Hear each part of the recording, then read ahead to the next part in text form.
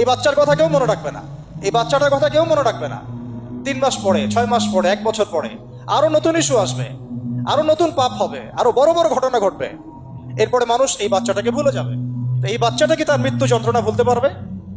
তার সম্মানহানি ভুলতে পারবে? তার পিতামাতাকে ভুলতে পারবে? এখন প্রশ্ন হচ্ছে, তার পিতাকেও যদি আমরা জিজ্ঞাসা করি, ইসলামে রেপের শাস্তি হচ্ছে মৃত্যুদণ্ড, আর ব্যভিচারের শাস্তি হচ্ছে অর্ধেক কোমর পর্যন্ত পুঁতে পাথর নিক্ষেপ করে হত্যা করা। এবং বিবাহিত ব্যক্তি হলে এই শাস্তি, অবিবাহিত হলে 100 বেত্রাঘাত, 1 বছরের নির্বাসন এবং সমাজ থেকে বয়কট করা। আর ধর্ষণ হলে সরাসরি মৃত্যুদণ্ড। 3 মাস সময় লাগার কথা না, 3 দিনের মধ্যেই করা সম্ভব। এটা শরিয়া আইন, এটা আল্লাহ রাব্বুল আলামিনের শরিয়া বিধান।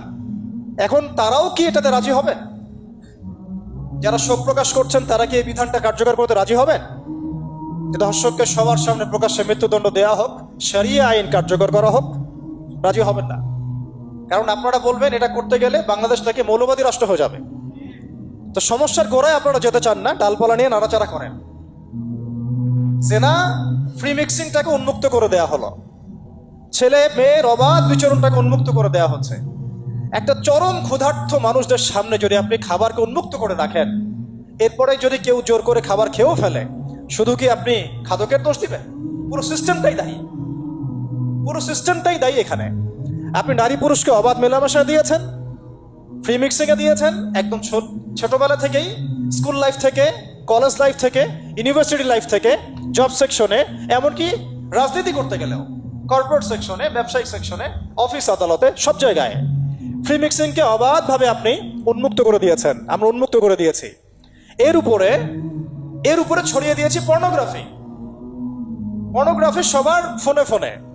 পর্নোগ্রাফি দেখতে থাকলে একটা মানুষ বাচ্চাকে না, কয়েকদিন পরে পশুর সাথেও জেনা করতে পারে। যদি সামনে দেখেন যে মানুষ পশুর সাথে জেনা করেছে, আপনারা অবাক হতে পারেন, আমি অবাক হব না। কারণ পর্নোগ্রাফি মানুষকে পশুর সাথেও জেনা করতে শেখাবে।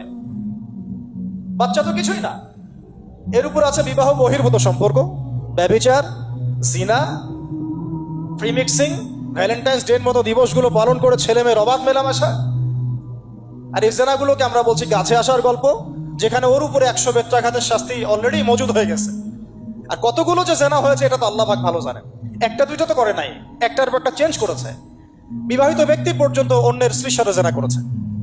আর এটা তো ধর্ম তো অনেক বড় বিষয়, ধর্ম তো অনেক বড় বিষয়। এটা তো একটা মানবতা বিরোধী অপরাধ, এটা তো একটা মানবতা বিরোধী অপরাধ। এখন সমস্যা কি এক কেন্দ্রিক? এটা বহুমুখী সমস্যা। ফ্রি মিক্সিং রেখেছেন, পর্ন চালু করে দিয়ে